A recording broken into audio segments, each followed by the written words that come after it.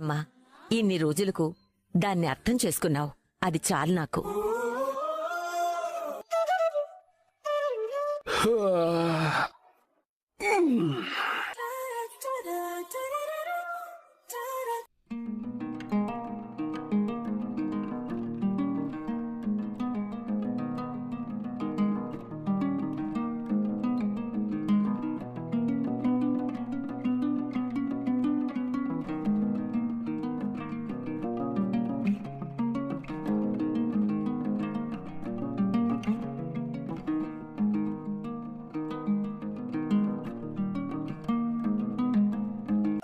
ఇలాంటి బూత్ బంగ్లాలోకి ఈ బెడ్షీట్స్ ఎలా వచ్చాయి?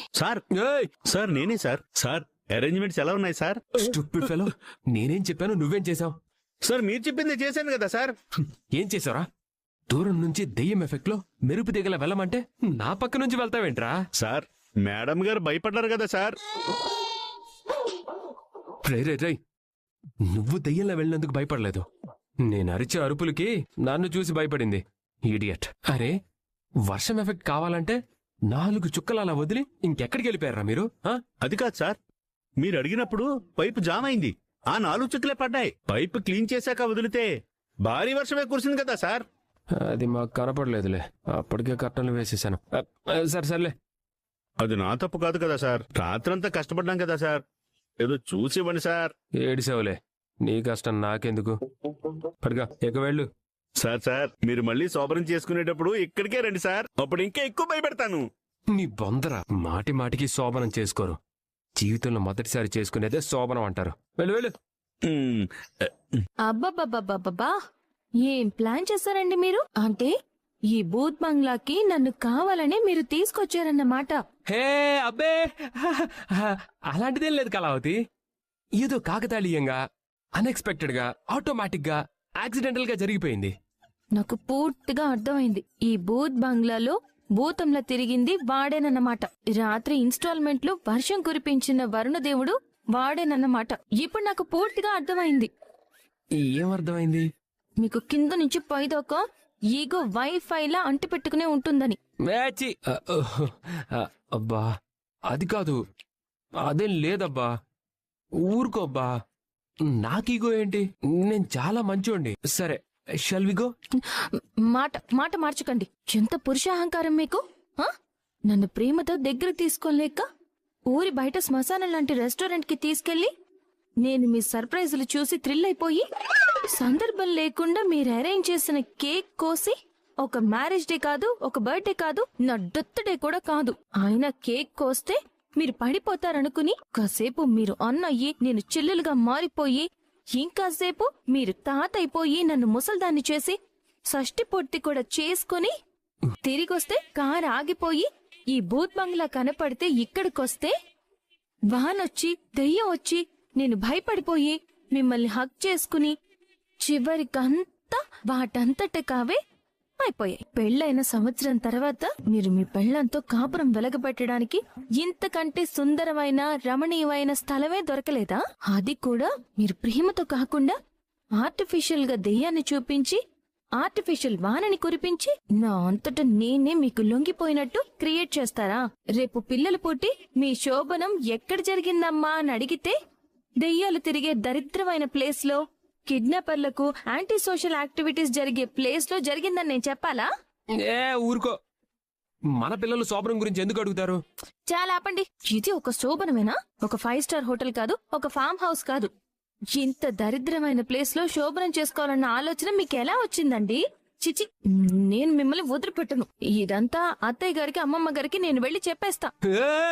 ఊరుకో, ఇలాంటివన్నీ చెప్పుకుంటారా ఏంటి? ఇలాంటివి ఎవరైనా చేస్తారేంటి? పదండి, మీకుంది, ఈ రోజు మీకుంది, బాగుంది. అమ్మమ్మ గారు అత్తయ్య గారు మిమ్మల్ని ఏం చేస్తారో చూడండి. పదండి. అంత పని చేయకే, నీకు దండం పెడతాను. ఇంత పని జరిగాక అంత పని చెయ్యాల్సిందే, అప్పుడే మీకు తెలిసొస్తుంది. పదండి, పోదాం. పదండి. ఆగవే, ఆగు. ఏంటండి ఆగేది?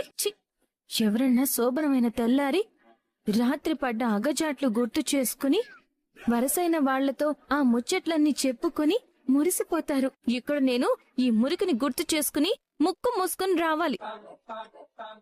పదండి అమ్మమ్మా, అత్తయ్య. ఇక్కడి నుంచే పిలుస్తూ బయలుదేరాలా? ఇవన్నీ ఇంట్లో చెప్పకే, నా పరువు పోతుందే. తూ అంటారే. ఖచ్చితంగా చెప్తాను. ఏయ్, నీకు దండం పెడతానే. ఊరుకోను. నీ కాళ్ళు పట్టుకుంటానే. ఏంటి కాళ్ళు పట్టుకుంటానన్నారు కదా, పట్టుకోండి. ఏంటి నేను రాజుని, దుగ్గిరాల వారసుణ్ణి? ఈ బూత్ బంగ్లాలో శోభనం ఏర్పాటు చేసిన మనగాడివి. చెప్పండి మీ గురించి. ఇంకా ఈ ఈగోనే మీ దగ్గర నాకు నచ్చలేదు. సరే సరే, ఏం చెయ్యాలి? దండం పెడితే చాలా? మరి కాళ్ళు ఎవరు పట్టుకుంటారు?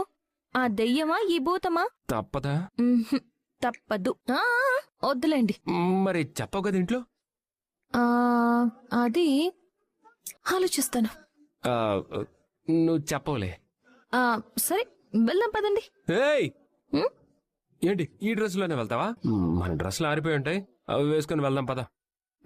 దీనికేం తక్కువ లేదు. అలంకరణ మొత్తం ఆవిరైపోయింది. పూలు వాడిపోయాయి, అగరత్తలు కరిగిపోయాయి. డిన్నర్ కని రాత్రి వెళ్లిన వాళ్ళు ఇప్పటి వరకు రాలేదు. అసలు ఎక్కడికి వెళ్లారు? ఏం చేస్తున్నారు? ఫోన్ కూడా స్విచ్ ఆఫ్ వస్తుంది అత్తయ్య. నాకెందుకో కంగారుగా ఉంది. పోలీస్ స్టేషన్లో కంప్లైంట్ ఇద్దామా? నువ్వు వాళ్ళకేమైనా అయ్యుంటుందేమో అని కంగారు పడుతున్నావు. నేను వాళ్ళిద్దరూ గొడవపడి అలిగి ఏ రోడ్డు మీదైనా ఆగిపోయి ఉంటారా అని ఆలోచిస్తున్నాను. కావ్య మరీ అంత మొండిపిల్ల కాదులే అత్తయ్య. అంటే నీ కొడుకు మొండోడనే కదా అర్థం? వాడొక్కడు చాలడా గొడవడానికి?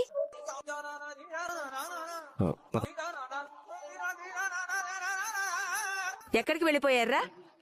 ఫోన్ ఎందుకు స్విచ్ ఆఫ్ చేసుకున్నారు? రాత్రంతా ఎక్కడున్నారు? అసలేమైంది? మేము అడుగుతుంటే మాట్లాడరేంటి? మాకు మాట్లాడే గ్యాప్ ఇస్తే కదా నానమ్మా. కొత్తగా అవకాశం వచ్చిన పొలిటికల్ లీడర్లా ఓ ఎడాపెడా వాయించేస్తున్నారు. సరే, రాత్రంతా ఏం చేసి వచ్చారు? అడ్వెంచర్ అమ్మమ్మా. మీ మనవడు గారు డిన్నర్ అని చెప్పి తీసుకెళ్లి నా చేత అడ్వెంచర్ చేయించారు. అడ్వెంచర్ ఏంటి కావ్య? మీకోసం మేమిక్కడ అందంగా అలంకరించి మీ మొదటి రాత్రి కోసం సిద్ధం చేసుంటే ఎక్కడెక్కడో తిరిగొచ్చి ఏదేదో మాట్లాడతారేంటి? కంగారు పడకండి అత్తయ్య గారు, వ్రతం చెడినా ఫలితం దక్కింది. ఏంటా ఫలితం? అది మీ అబ్బాయి గారు. అదే అమ్మా, రాత్రి డిన్నర్ కింద వెళ్ళాం కదా, దారిలో కారు ఆగిపోయింది. ఆగిపోయిందా, ఆగిపోయేలా చేశారా? అది కూడా చెప్పండి. నోరు మూస్తావా? మీ నోరు నేనెలా మోయను? ముందు అసలు ఏం జరిగిందో చెప్తారా లేదా? నేను చెప్తానమ్మమ్మా. అమ్మమ్మ తనకేం తెలీదు, చిన్నపిల్ల. నేను చెప్తాను. చిన్నపిల్ల నానే కదా మోసం చేసి ఆ పాడుబడ్డ బంగ్లాకి నన్ను తీసుకెళ్లారు. పాడుపడ్డ బంగ్లా ఏంటి? ఈ వయసులో నన్ను టెన్షన్ పెట్టి చంపేద్దాం అనుకుంటున్నారా? అసలు అక్కడికి ఎందుకు వెళ్లారు? అంటే నానమ్మ అది కారు పాడైంది, మధ్యలో వర్షం. నువ్వు నోర్మి. నాకు నా మనవరాలు ఏం జరిగిందో చెప్తుంది. చెప్పొద్దు. నువ్వు చెప్పు కావ్య. మీరు ఇక్కడ ఏర్పాటు చేసిన కార్యాన్ని మీ మనవడి గారు ఊరు బయట ఉన్న పాడుబడ్డ బంగ్లాలో పూర్తి చేశారు.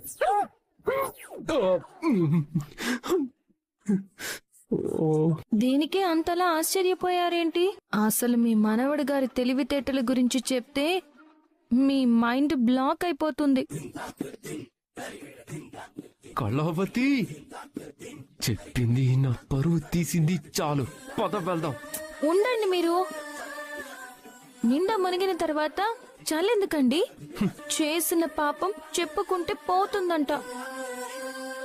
కనీసం అలా అయినా నా బాధని చెప్పుకోనివ్వండి. కారు పాడవకపోయినా పాడైనట్టు నటించి, వర్షం రాకపోయినా వచ్చినట్టు నాకు చూపించి, పాడుబడ్డ బంగ్లాలోకి నన్ను తీసుకెళ్లి, దయ్యం లేకపోయినా ఉన్నట్టు బెదిరించి భయపెట్టి. అమ్మో, ఎంత ఓవరాక్షన్ చేస్తున్నావే. మీరే చెప్పండి అమ్మమ్మ. నమ్మి వెంట వెళ్ళినందుకు నన్ను అలా భయపెట్టి మీ మనవడి ఇలా చేయడం న్యాయమా? నా ఇష్టాలతో మీ మనవడికి అసలు పనే లేదు. అంతలేండి, బయట నుంచి వచ్చిన ఆడపిల్లని కదా, లోకం ఎక్కువ. ఆయన నిలదీసే వాళ్ళు ఎవరు? నాకు అండగా నిలబడే వాళ్ళు ఎవరు? అసలు నీకు బుద్ధుందా? అది కాదు నానమ్మా, అది మీ ముందు క్యాసెట్ ప్లే చేసి మీ వెనక కన్నుకొట్టి మరీ వెళ్ళింది. చాలా నోర్మి. అభం శుభం తెలియని ఆడపిల్లని మోసం చేసి మళ్ళీ ఇప్పుడు నిందలు వేస్తున్నావా? కన్ను కొట్టింది, మొట్టికాయ వేసింది అని కారు కూతలు కూస్తున్నావా? నానమ్మ నువ్విలా చేస్తావని నేనస్సలు అనుకోలేదురా. కోడలు మనసు అర్థం చేసుకోకుండా చాలా బాధ పెట్టావు. అందరూ దాని మాట నమ్ముతారు, కానీ నా మాట నమ్మరేంటి? ఇంకా నమ్మడానికి, అర్థం చేసుకోవడానికి ఏం మిగిలిందిరా? 3 నెలలు తిరిగేసరికి అమ్మాయి నెల తప్పాలి అని అడిగినందుకు ఇలాంటి రాక్షస ప్రయత్నం చేస్తావా? చిజే! అక్కడేమో నిజం చెప్పను అని నా చేత కాళ్ళు పట్టించుకొని ఇక్కడికొచ్చి మొత్తం నిజాలు చెప్పేస్తావా? ఊసే కళావతి, నిన్ను వదిలిపెట్టను. అవకాశం దొరకని అందరి ముందు ఇరికించేస్తాను చూడు. కావ్య, బాధపడుతున్నావా? అయ్యో అలా ఏం లేదమ్మమ్మగారు. నీ మనసేంటో నాకు తెలుసు కావ్య. వాడు ప్రేమతో దగ్గరవ్వాలనుకున్నాను, కాని ఇలాంటి పిచ్చి పిచ్చి పనులన్నీ చేసి నిన్ను బాధ పెడతాడని అనుకోలేదు. వాడు మంచివాడే, కాకపోతే ఆ మంచితనం వెనుక వాడి కోపం దాక్కుని ఉంటుంది. అందుకేనేమో వాడి ప్రేమ కూడా కోపంలా కనిపిస్తుంది. మనం వాడి కోపాన్ని దాటి చూసినప్పుడే వాడి నిజమైన ప్రేమ పరిచయమవుతుంది. వాడి చేసిన పని తప్పే కావచ్చు, కాని వాడికి నీమీద అమితమైన ప్రేమ ఉంది. దాన్ని బయట పెట్టాలి అంటే నువ్వేమంటావో అని భయంతో ఇలా చేస్తున్నాడు. వాడి ప్రేమని తప్పుగా అర్థం చేసుకోకమ్మా. మా పెళ్లి రోజుని అందరూ గ్రాండ్ గా సెలబ్రేట్ చేయాలనుకున్నారు, కాని ఆయన మాత్రం బిడ్డని తీసుకొచ్చి తను నా కొడుకు అని అందరికీ పరిచయం చేశారు. ఆ క్షణం అందరూ ఆయన్ని తప్పు పట్టారు. కాని నేను ఒక్క మాటన్నా మాట్లాడాను అమ్మమ్మగారు. ఎందుకంటే నేను ఆయన్ని నమ్మాను. ఎంతలా అంటే ఆయన మీద ఆయనకున్న నమ్మకం కంటే నాకే ఎక్కువ నమ్మకం ఉంది. నేను ఇంటికొచ్చిన కొత్తల్లో నా మీద కోపం ఉన్నా నా పుట్టింటి వాళ్ళకి కష్టం అనేసరికి క్షణం కూడా ఆలోచించకుండా సాయం చేశారు. అందులో ఆయన మంచితనం చూశాను. పెళ్లిపీటల మీద నుంచి వెళ్లిపోయి మా అక్క మోసం చేసి తిరిగి వచ్చినా తనని క్షమించినప్పుడు ఆయన గొప్ప వ్యక్తిత్వాన్ని చూశాను. అలాంటి గొప్ప మనిషిని నేను ఎలా అపార్థం చేసుకుంటానమ్మమ్మగారు? అసలు నాకు ఇష్టం లేకుండా ఆయన నా మీద చెయ్యగలరా చెప్పండి? ఆయన చేస్తున్న ప్రతి పని నాకు తెలుసు. అన్ని తెలిసి కూడా మౌనంగానే ఉన్నాను, ఎందుకంటే అది నాకు నచ్చింది. రాత్రి జరిగిందంతా నాకొక మధురమైన జ్ఞాపకంలా గుర్తుండిపోతుంది. ఆయన నా కోసం అన్ని ప్లాన్ చేసి నాకు తెలియకుండా కష్టపడుతూ ఉంటే ఆయన ఇబ్బందిని చూసి నేను నవ్వుకున్నాను. ఆయన్ని ఆట పట్టిస్తూనే నాలో నేను పొంగిపోయాను. అమ్మ దొంగపిల్ల, ఎంత నాటకమాడేవే! నేను కూడా గుర్తుపట్టలేకపోయాను. మీ మనవడేమైనా తక్కువ అమ్మమ్మగారు? అలాంటి మొండి మొగుణ్ణి లొంగ తీసుకోవాలంటే ఈ మాత్రం లౌక్యం ఉండాలి కదా. ఇన్నాళ్ల తర్వాత మీ జీవితం మొదలైనందుకు చాలా సంతోషంగా ఉందమ్మా. ఇలాగే ఆనందంగా కాపురం చేసుకుంటూ నాకు మనవణ్ణో మనవరాల్నో ఇచ్చేయండి. వాడితో ఆడుకుంటూ కృష్ణారామ అనుకుంటూ జీవిస్తాను. ఇప్పుడంతా ఆయన వేసిన ప్లాన్లో భాగంగా జరిగిందని ఆయన అనుకుంటున్నారు. ప్రతిసారి అలా కుదరదు కదమ్మగారు. మీ మనవడి గారికి కూడా ఈ విషయం గురించి కాస్త చెప్పండి. నా తమ్ముడు ఇంతలా బాధపడుతుంటే నేను చూస్తూ ఎలా ఊరుకుంటానురా? నీ ప్రేమను బయటికి తీసుకురావడమే కాదు, దాన్ని గెలిపిస్తాను కూడా. అప్పుకి మంచి సంబంధం వచ్చిందే.